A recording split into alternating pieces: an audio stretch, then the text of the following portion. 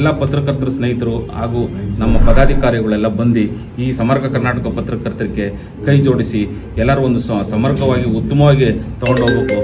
ಈ ನಾಡಿನ ಪತ್ರಕರ್ತರದಲ್ಲಿ ಹೆಂಗೆ ತರಬೇಕು ಏನು ಎತ್ತ ಅಂತ ಅವರೆಲ್ಲ ತಿಳಿಸಿದ್ದಾರೆ. ಮತ್ತು ಈಗ ಬಂಗ್ಲೆ ಮಲ್ಲಿಕಾರ್ಜುನ ಅವರು ಬಂದು ವಿಚಾರ ವಿನಿಮಯ ತಿಳಿಸಿದ್ರು. 10ರಲ್ಲಿ 11 ಆಗಬಾರ್ದು, ಎಲ್ಲ ಕೇಳೋ ಹಕ್ಕ ಐತೆ ನಿಮಗೆ. ನಿರಂತರವಾಗಿ ತಗೊಂಡು ಹೋಗ್ಬೇಕು, ಸದಸ್ಯನ ಒಗ್ಗೂಡಿಸಿ ಇದು ಮಾಡಬೇಕು. ಈ ಫೈಲಿಂಗ್ ಆದವ್ರದ್ದೇ ಪತ್ರಿಕೆ ಇದಾಗಬಾರ್ದು. ನಿರಂತರವಾಗಿ ತಗೊಂಬತ್ತಾ ಇದೀವಿ ನಾವು ಪತ್ರಿಕೆ. ಅಂಥವ್ರಿಗೆ ಜಾಹೀರಾತು ಕೊಡಿ. ಜಾಹೀರಾತು ಕೊಟ್ಟರೆ ನಾವು ಪತ್ರಿಕೆ ನಡೆಸ್ಕೊಂಡು ಹೋಗ್ತೀವಿ. ನಾನು ಸುಮಾರು 12 ವರ್ಷದಿಂದ ಪತ್ರಕರ್ತನಾಗಿ ಪತ್ರಿಕೆ ತಗೊಂಬರ್ತಾ ಇದ್ದೀನಿ, ಕಸ್ತೂರಿ ಪ್ರಭಾ ಪತ್ರಿಕೆ. ಈಗ ಒಂದು ಸಂಘಟನೆ ಕಟ್ಟಿದ್ದೀನಿ. ಸಂಘಟನೆ ಕಟ್ಟಿ ಸರ್ಕಾರಕ್ಕೆ ಸವಾಲಾಗಿ ಮತ್ತು ನನಗೆ ನಮ್ಮ ಹಕ್ಕನ್ನ ಕೊಡಬೇಕು ಅಂತ ಹೇಳ್ತಾ ಇದ್ದೀನಿ. ಮತ್ತು ಪತ್ರಕರ್ತರ ಹಿತಾಸಕ್ತಿಗೋಸ್ಕರ ನಾನು ಹೋರಾಟ ಮಾಡೋಕ್ಕೆ ಸಿದ್ಧವಾಗಿದ್ದೀನಿ.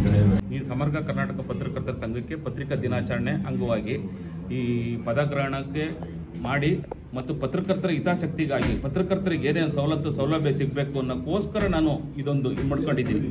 ಪತ್ರಕರ್ತರಿಗೆ ಏನೋ ಒಂದು ಜಾಹೀರಾತು ಸಿಗಬೇಕು, ಒಂದೇನು ಸರ್ಕಾರದಿಂದ ಸೌಲಭ್ಯ ಏನು ಸಿಗಬೇಕಾಗಿತ್ತು ನಮ್ಮ ಹಕ್ಕು ಹೋರಾಟ. ನಾನು ಹೋರಾಟಗಾರನಾಗಿ, ನಾನು ಪತ್ರಕರ್ತರ ಸಂಘದ ಅಧ್ಯಕ್ಷನಾಗಿ ನಾನು ಅವ್ರಿಗೆ ಮಾಡಬಲ್ಲೆ ಅಂತ ನಾನು ಇದು ಮಾಡ್ತಾ ಇದ್ದೀನಿ. ಸರ್ಕಾರಕ್ಕೆ ಏನಾದರೂ ಮನವಿ ಮಾಡಬೇಕು ಸರ್, ಸಮಗ್ರ ಕರ್ನಾಟಕ ಪತ್ರಕರ್ತರ ಸಂಘ ಇದು ಮಾಡ್ಕೊಂಡಿದ್ದೀನಿ.